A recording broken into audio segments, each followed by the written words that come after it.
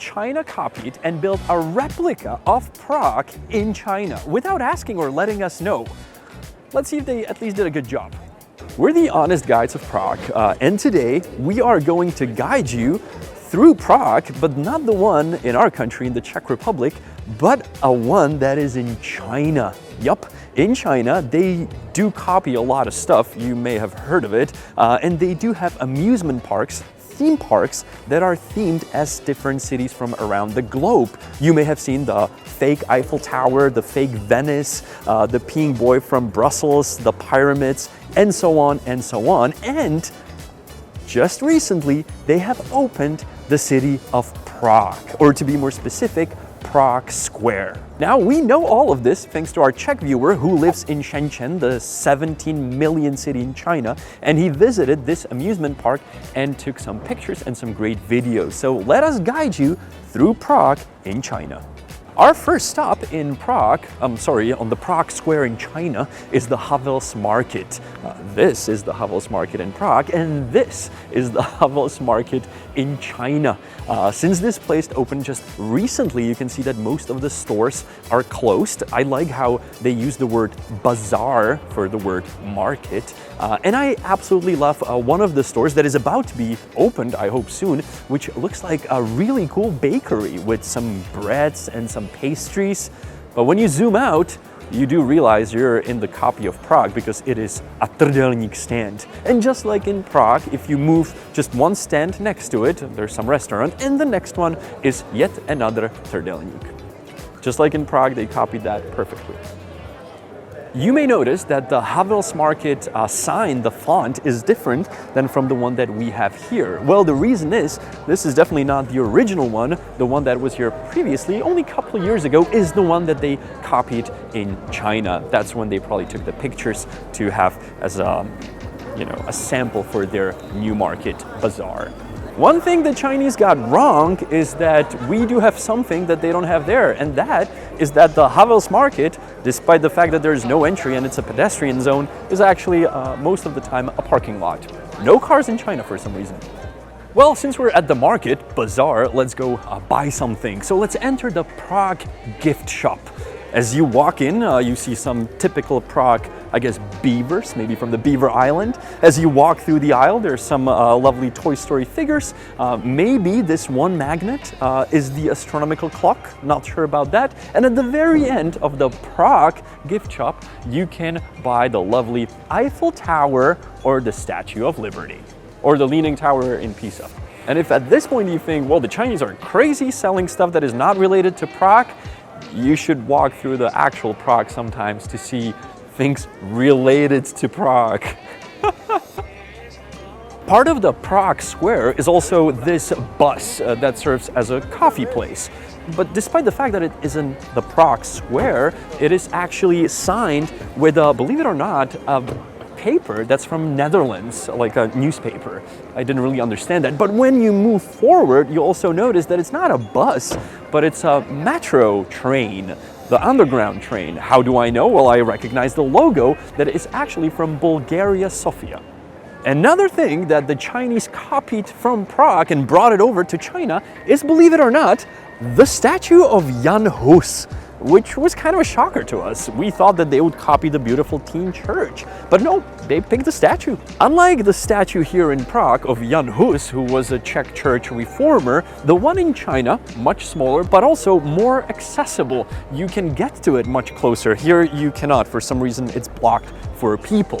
The other benefit of the one in China is that it actually has a description of who it is and what he did, what he has done. I just saw a tourist here taking a picture and trying to translate the texts that are on the side without any luck because the font is just so weird. So in China, they do have a little board that explains who it is. But speaking of the text, that is something that the Chinese got wrong, most likely because of the weird font. So instead of K, they made it an R, and so on, completely changing the meanings of the words. Another thing they got wrong is the year when he was born, most likely because they copied it from the English Wikipedia, where it states that he was born in 1372, but it was more like 1369. Nobody's really sure, but we at least know where they got the information from. Now, when I said they went to Wikipedia from China, Honza said, wait, but how did they do that? And I said, well, easy, you just gotta get a VPN, ideally Surfshark, which is a partner of our video. Otherwise, there's no way you can get to Wikipedia from China. Surfshark is a plugin either for your computer, your cell phone, or your tablet where you can bypass geo-blocks. China is famous for that, blocking YouTube, Google, Wikipedia, and so on, but there's other content restricted to some countries. We live in the Czech Republic, sometimes we can't see a show that is available in US unless we place our computer virtually to US or anywhere around the world. Go to our link, surfshark.com/honestguide, to get 4 months completely for free. The link is below the video. Now at a special price. Thank you, Surfshark, and let's check out the other side of the statue. Walking around looking at more signs that are on the statue, the fonts are really difficult, not only to copy, but also to translate, and they did make some mistakes. So from gdosh, they made gdosh, which is even hard to pronounce. But on the other hand, don't blame the Chinese. I mean, if I was about to copy a Chinese symbol, I'd probably make a few mistakes along the way. And now the best at last. Chinese have actually copied our astronomical clock. And they did a really good job, to be honest. The clock is very complicated. We do have a video on how to read it. I recommend you watching it if you ever happen to be in Prague, because once you discover how the clock works, it actually becomes very interesting. And when I say works, the one in China actually does work. It shows the date, which is the bottom round. It shows the exact day when the picture was taken. It also shows the time, so it is very accurate, and I was very surprised to see that. There's a lot of numbers on the astronomical clock, so I'm not gonna blame the Chinese for getting one thing wrong, and that is the outer numerals. They should not be the way they are on the Chinese copy. The way they work is that at 24, it shows when the sunset is gonna happen, so it's kind of shifted or tilted to the right. They simply put the 12 at the top, so they screwed that one up. But on the positive side, their replica is much smaller, much more accessible. You can actually get to the bottom dial very close up, so you can really take a look at it and see what's on it.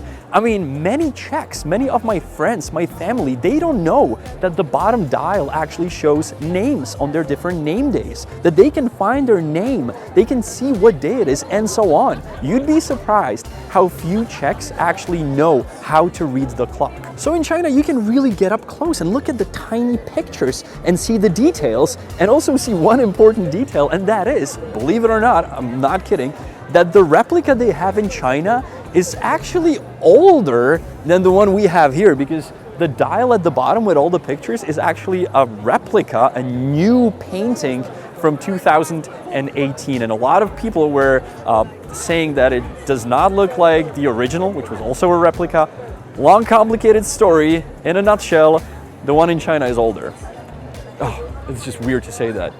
And of course, the Chinese one, just like the Czech one, does have on the full hour the apostles. That's why people gather around the clock to see the little figures look out the windows. The most boring part of the entire clock. And now the most interesting, and I would say maybe the most Chinese thing there is on the clock, is that there's a monorail going right through the building. I absolutely love it.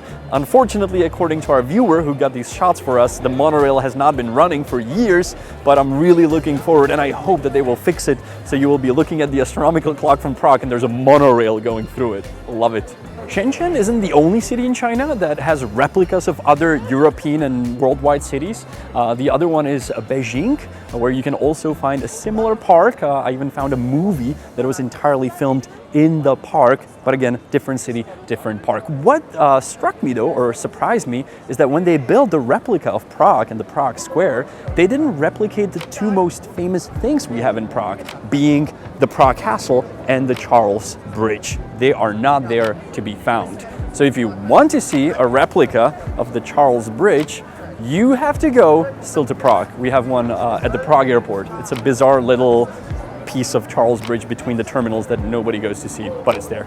The more famous replica of the astronomical clock that there is around the world is actually in Korea. Honza has been to visit. I believe it's a pub. But to this day, I did not find a single mention in all of the media, not only global but Czech, that there is a Prague in China that was built. So this is an exclusive Honest Guide episode. Thank you for watching. This was Honza and Janek, and I'll see you next week. Bye. In the end, let me teach you how to say amusement park in Czech. That would be Zábavní park. Zábavní park is amusement park.